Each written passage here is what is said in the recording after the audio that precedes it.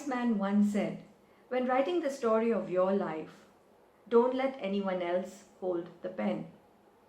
This is easier said than done because more often than not, we find it difficult to just pick up the pen and chart our own stories. My name is Shobha Nihalani, and I'm going to share with you the 3 C's of resistance that stops us from being the author of our own story. The first C is conditioning. From the time you are born, your story is written by your parents, teachers, elders. They guide you along a path which they believe will lead to success, fulfillment, and happiness. This path goes something like this. Be a good student, study hard, get into a good college,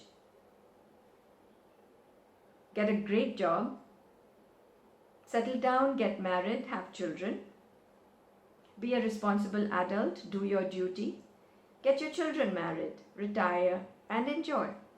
A lot of people have followed this path and have led fulfilling and successful lives.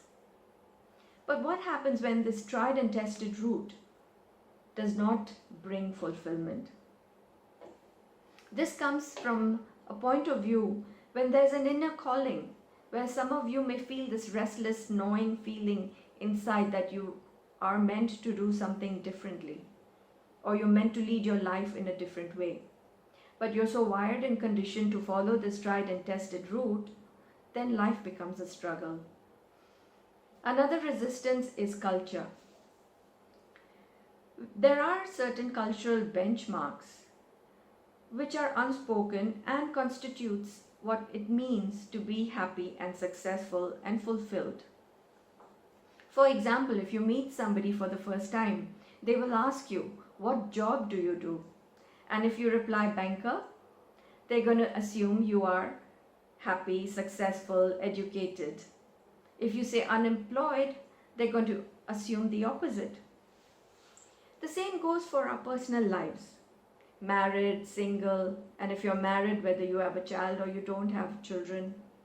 All of this gives an impression of whether you are happy or not. But let's look at it this way. Some married people choose to be childless and they lead happy, fulfilling lives. Some people choose to be single and they're okay with it, or they're just waiting for the right person to come along. But they do lead fulfilling lives. The same goes for the banker. He may not necessarily be happy in his job. The unemployed person may even be in between jobs and may be quite okay with his life. So when we follow these cultural assumptions and we try to fit into a mold, or we try to live up to some arbitrary standards, we ignore our inner needs. Another resistance comes because we are committed. We lead lives that means more to do for others rather than to do for ourselves, which is good. You are dedicated, you are selfless, you are committed to family responsibilities and priorities. You have to take care of your elders, of your children, of your home. Your career is important to you. All of these facets of your life are important. Even relationships take time and energy to work through. Now in the pandemic, lifestyle has changed. The life dynamics have changed. And we have to do even more and pay attention more to all the people around us. These 3 reasons are some of them telling us that yes, it is difficult to just hold the pen and chart a different story or be the author of our own stories. But let me suggest a few ideas. Let me suggest a few ways where you can change your thinking style. Maybe find time to carve out for yourself. Look at it this way. As in literature, our lives are a mixture of drama, comedy, tragedy, adventure, romance, even suspense, plot twists, heroes and villains. Life situations are there and you face a lot of them. But you're able to adjust and adapt. And when you realize this, then you can open up your heart and your mind to think about the different things that you are capable of doing. Which brings me to conditioning. Yes, no doubt, we have been taught the tried and tested route that leads to fulfillment. But as you grow older and more mature, and you interact with different people, you discover more about yourself as well. Whether you're an introvert or an extrovert, whether you are more academic than athletic, whether you're an artistic person or you feel you're more a numbers person.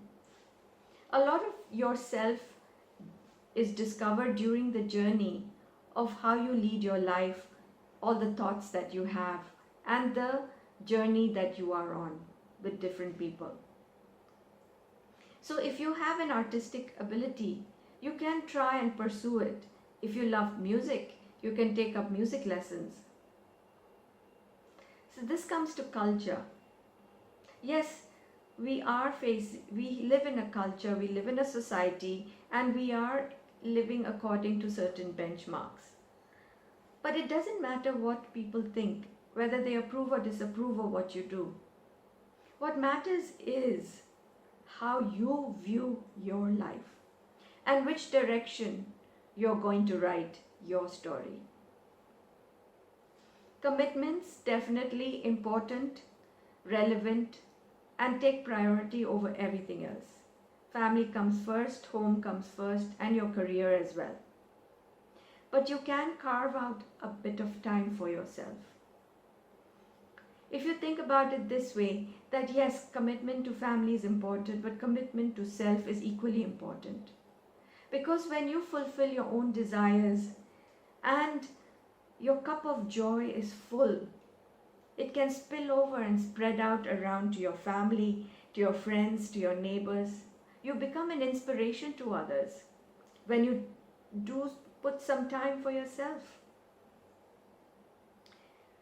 Dada Vaswani is a noted humanitarian, and he said, every thought you think, every word you speak, every act you perform